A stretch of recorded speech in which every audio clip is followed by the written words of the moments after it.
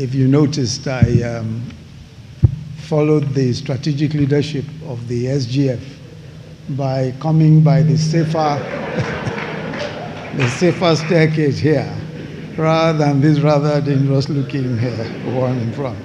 I think the head of the civil service of the Federation and her team deserve our commendation for the revamped and improved successor plan 2021 to 2025.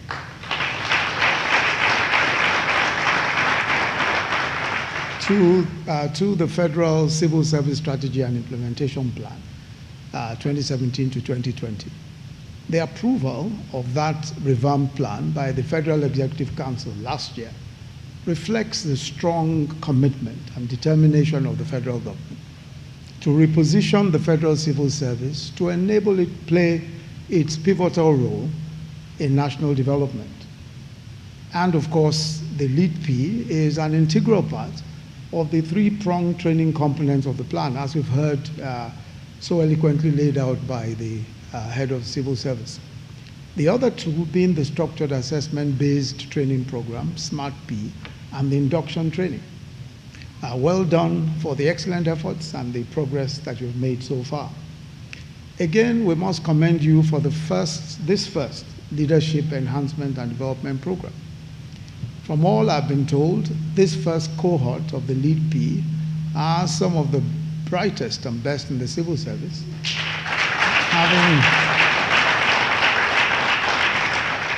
having earned their place in the cohort, as we've heard from you, by merit. I think the best of all is the commendation already given for your hard work and diligence by all who have spoken, especially the head of the civil service. Congratulations. And to speak on strategic leadership, the essential skills, I think the big question for me has always been whether it's even possible for a nation to develop beyond the capacity, the professionalism, and the integrity of its civil service. That's always been the question for me. Is it even possible for a nation to develop beyond the capacity of its engine room? The empirical examples of other countries that we have, especially late developers, show that a highly capable and professional bureaucracy is sine qua non for successful development of any country. This was certainly the case with Japan, Korea, Taiwan, and Singapore, as we've heard, especially from the SGF, amongst others, just as is the case with Brazil, China, and India, who are even China, for example, was a much earlier starter than everyone else. Its civil service is almost is several centuries old. Now, all of these, are well-developed and professional bureaucracies. And this fact should not be too surprising, given the roles and responsibilities of the civil service, namely to, in some cases, to implement policy, and to design in some cases, but implement policy, to regulate economic activity, and provide public goods, including infrastructure and social services. Very often, we hear people say that Nigeria's problem is not plans and policies, but rather that of a lack of the capacity to implement or failure to implement. The subtext of such comments is simple. The bureaucracy is the key. If it works, everything works. If it fails, plans and policies are hardly worth the paper that they are written on. The bureaucracy literally holds the future of the nation in its hands. And there are several theories, and I'm sure that you all have gone through several theories, case studies, and researches on strategic leadership. And I'm quite certain that management and leadership teachers will be much better suited to deliver more informative lectures on this crucial subject. Since I'm not such an expert, I think it might just serve our purposes better if I share with you my own thoughts on some of the strategic leadership skills that I think are essential, especially for leaders such as yourselves in our civil service and in our country. First, let me say that strategy, as far as the civil service is concerned, is first a clear and detailed, or requires first a clear and detailed understanding of government policies. As is often the case, politicians come into office with a vision for the future, captured either in their manifestos or subsequently in policies and plans. Some of those ideas are at the rudimentary stages of articulation. It may then be the lot of the bureaucrat to further develop these thoughts and ideas. But whatever the circumstance, the strategic leader must fully grasp the policies and plans of government. There must be a clear understanding. What are the policies and plans of government? And this, if you will permit me, requires serious study and inquiry. To be effective at this stage of the assignment, the bureaucrat must apply multidisciplinary knowledge and skills. Some can be taught, some can be communicated through lectures of the sort that you may have gone through. But self-development is perhaps the most important. Self-development is the most important. What you're reading, what you're studying, the skills that you are giving yourself through personal study. Strategic thinking and planning are mere buzzwords, in my view, if, for example, the bureaucrat does not study and understand, say, for example, the medium-term expenditure policy and the fiscal strategy paper of our country and the budget in any given cycle. There's no way that one can apply skills without a fundamental understanding of these policy papers of government, especially when it comes to the economy. Second, strategic leadership is not an individual phenomenon. It has to be systemic and organizational. Strategic thinking and action requires collaborative thinking, especially for the civil service, a huge organization. It has to be collaborative thinking, planning, and implementation. So an essential skill for a strategic leader is the ability to plan, work, and deliver on plans and policies with others, synergy, often across departments, across agencies. So, for example, central to our own economic policy, the economic policy of our government, is a diversified economy, job creation, wealth creation, and resource mobilization. Those are key features of our economic policy. But all of these depend on robust private sector participation. And to emphasize the primacy of the private sector, our new development plan envisages an investment commitment of 348 trillion naira over the planned period, of which is expected that government at all levels will come up with 49.7 trillion, or about 14%, while the private sector is expected to invest 298 trillion naira, or about 86% of all of what is required during that implementation period. So the strategic leader must acknowledge the stark reality that without the private sector, we do not have an economic plan. This must then inform the way the strategic leader thinks, plans, and acts.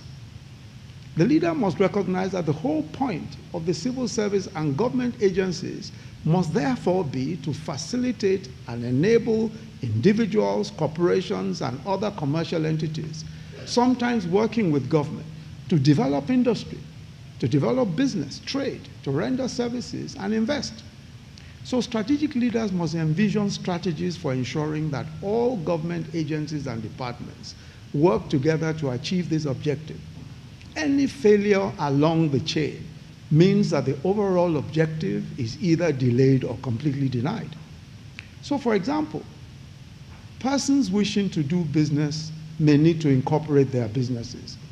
They would need to seek NAFDAC approval for their products. They may need to register a patent if they are using proprietary processes or machines. They may need trademarks for legal differentiation from other products. They may need to import components for their manufacturing or export their products. Every one of these steps involves one or more government agencies.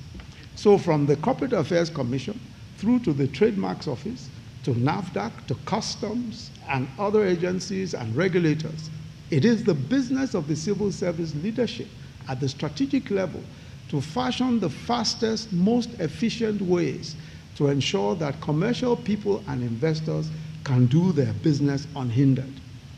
Government policies on diversifying the economy, on creating jobs, on resource mobilization are useless if there is no collaborative thinking and action for implementation by the leadership of the civil service. So the question that strategic leaders must always ask is, what is the end-to-end implementation strategy that is required? What is that end-to-end strategy that's required? Not what my own silo or my own unit requires, but what is the end-to-end requirement? What does it require to take the issue of our economic development, to take the issue of industry from one end to the other? How many agencies should be involved? How many steps have to be taken? Are there ways of shortening the processes or the time that it takes to process applications? So finding the answers to these questions unlocks the objective of enabling the private sector, in the case of our own National Development Plan, to contribute its 86% to the National Economic Plan. So the role of government agencies as licensors, as regulators, as revenue generators only makes sense when operators understand the bigger picture. And the bigger picture is to provide the most auspicious environment for the private and non-governmental sectors to operate. The strategic thinker must know that we are not called to just tend the golden goose. Yes, we are supposed to tend it, but in the process we mustn't strangle it, because otherwise, if in the process of trying to ensure that this golden goose is regulated, we strangle it, then we'll get no eggs whatsoever. This approach, in my view, applies to every component of government policy, not just the economy. Our commitment to lift 100 million people out of poverty, as the President has laid out over the next 10 years, our social investment programs are massive policy initiatives, but they require a full understanding and strategic interpretation by the civil service for effective implementation. This applies even to the routine functioning of government. So the strategic leader may ask, why should it take 4 months to process the first salary of a new entrant into the civil service? As a matter of fact, when I joined the civil service as vice president and the president, after about 2 months or 3 months of waiting for our pay to come in, the president asked me whether I had been paid. I said, Mr. President, I have not been paid. He said, I have not been paid either. And this was the president and vice president. So the question we must ask ourselves, why does it take so long? Why should it take so long? What are the steps and processes? Why do they take so long, and what can be done? Why should it take so long to process pension payments and all those verifications and all of those? What does it require? What do we need to do to ensure that these processes are seamless and they are efficient and they are speedy? What does it require to function? What does it require for the civil service to function optimally? What sort of training is required?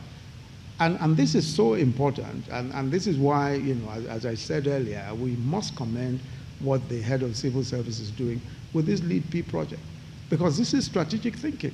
What does it require to have a civil service that can run the economy and social policies of a nation of 200 million people? What sort of training is required? What remuneration makes sense to attract and retain talent? What sort of remuneration makes sense? How much money do you need to pay to attract and to retain talent? Because there's no point, pretending that you can attract quality people and retain them if you don't pay well. There's no point. I mean, there's no question at all.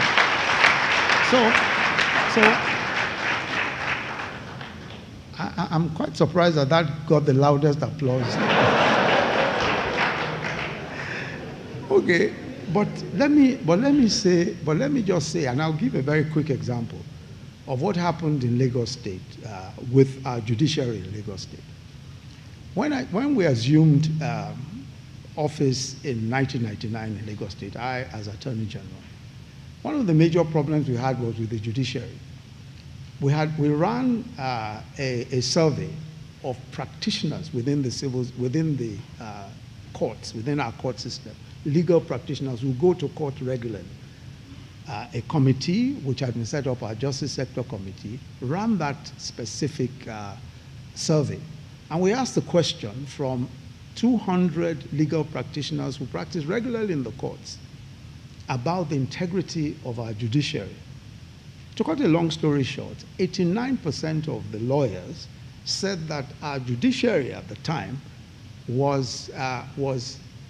the expression was that they were very corrupt, well, notoriously corrupt, yes, 89%. And at that time, no judge had ever been sacked, no magistrate had ever been sacked, or even reprimanded in the history of the state, up until 1999.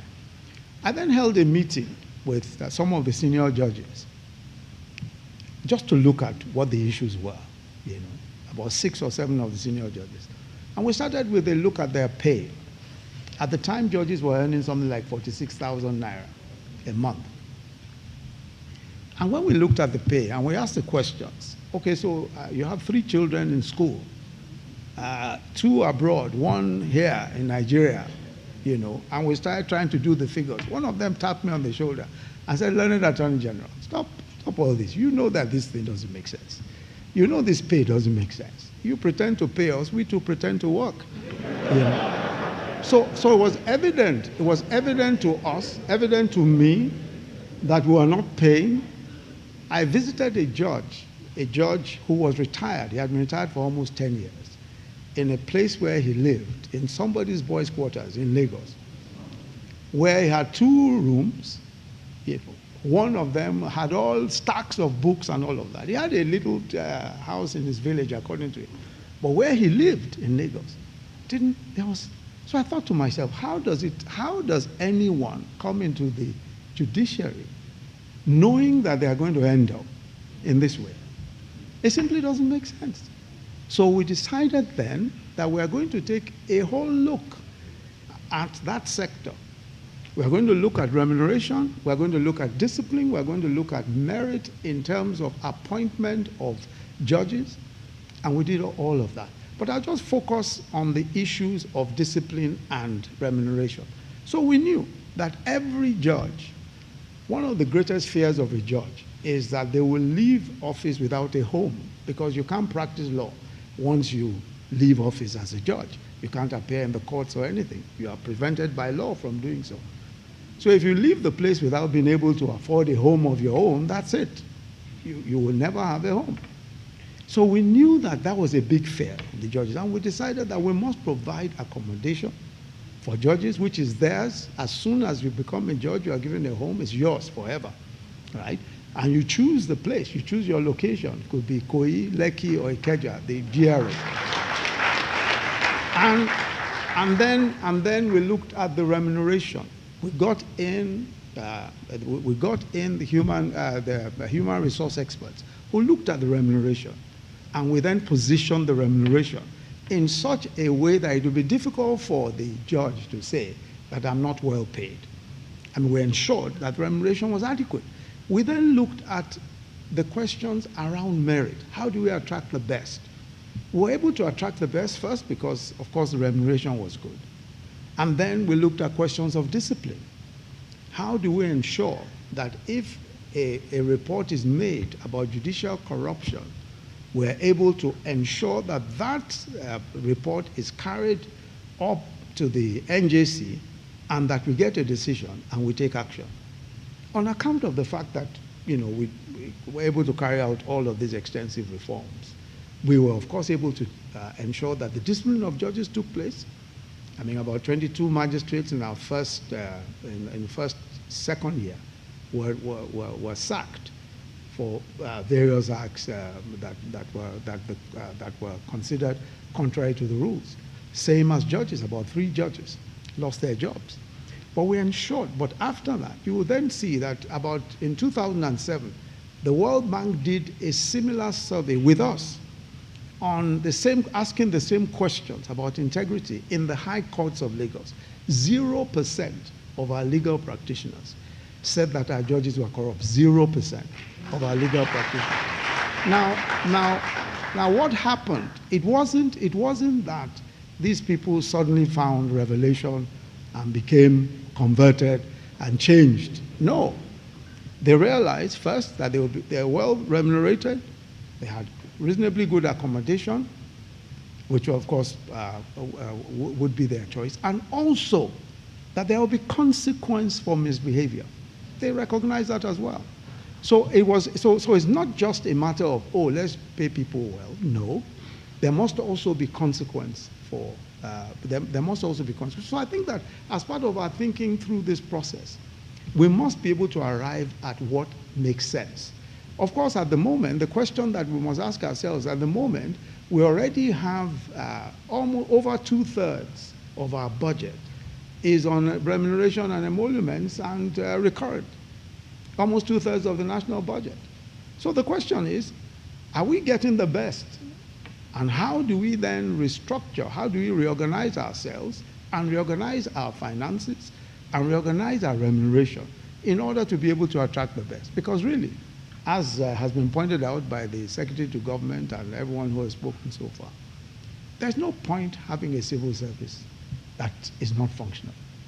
The civil service is the engine room of the, and just, I was just saying to the SGF, that when he spoke to the Singaporean, when he spoke to the former Singaporean minister who went on to head the Sovereign Wealth Fund, we had also had interactions with Lee Kuan Yew, the Prime Minister then of Singapore, who, when he heard what we were being paid as public officers in Lagos at the time, he laughed. He just laughed. I mean, how do you pay quality people this kind of money? It was ridiculous. We were not, nobody was being paid, the kind of remuneration that they ought to be paid. And I think it was Lee Kuan Yew himself who said, and I quote, he said, "Petty power invested in men who cannot live on their salaries is an invitation to the misuse of that power." And that adequate remuneration, he said that adequate remuneration is vital for the high standards of political leaders and high officials. It's important. But a good pay is not enough. Ensuring accountability and discipline are as important. And of course, training, adequate training, are also very important. So let me commend again the vision and the focus of the head of the civil service. And I think that this is an excellent start to the big questions of how do we ensure that we have a civil service that can do the work that is required for the largest economy in Africa, and perhaps even on the way to becoming one of the most significant economies in the world. So let me end by repeating something I said in 2017 at the signing of the Executive Order 001. And this is to do with, at the time I was speaking about the questions around functioning of how the civil service functions.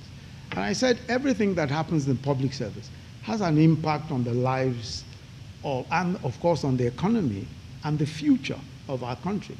Every time a civil servant says, "Come back next week," to someone for something that we can do today, you may postpone the prosperity of that person, but in reality, you postpone the prosperity of so many who would have earned something from that enterprise.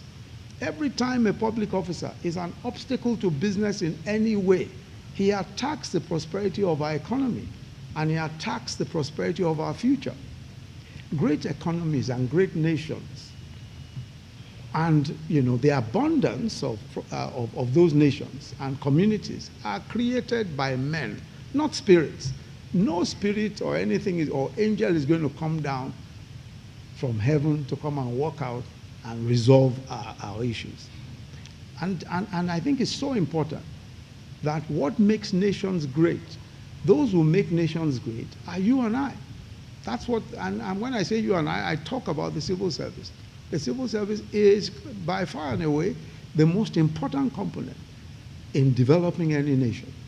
So let me add a word or two of advice. I think it's important also for government to ensure, in addition to the training of our lead P participants, that they have role models that are well, and that they are well mentored, including senior public servants in various MDAs, as well as leaders of the private sector. I'm sure that there is a plan along those lines, because it's important that should be a mentorship program, an intentional mentorship program that puts this cadre of people through senior public servants who have done well, and also private sector. I think that they will be greatly encouraged by seeing those who have succeeded by staying the course and garnering the attributes of leadership over the years.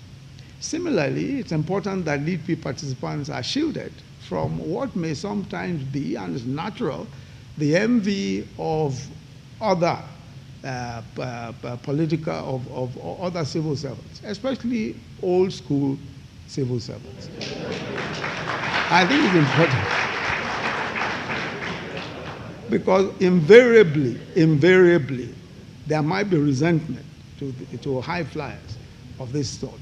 And I think that part of what may be required to be done is by ensuring that even others are given the same sort of training and are given a sense of inclusivity in all of what is being done. I think that you have your work cut out for you in this particular regard. So let me again end by saying that our future development as a nation requires a public service that is motivated, that is efficient and dynamic. And I'm confident that the FCSSIP is the right direction. And I urge participants of the Lead P program to take full advantage of the opportunities and exposure that you're getting, and because this is surely the way to restore the trust of the political leadership and the citizenry in the civil service, and indeed the public service at large. So thank you very much for listening. Thank you.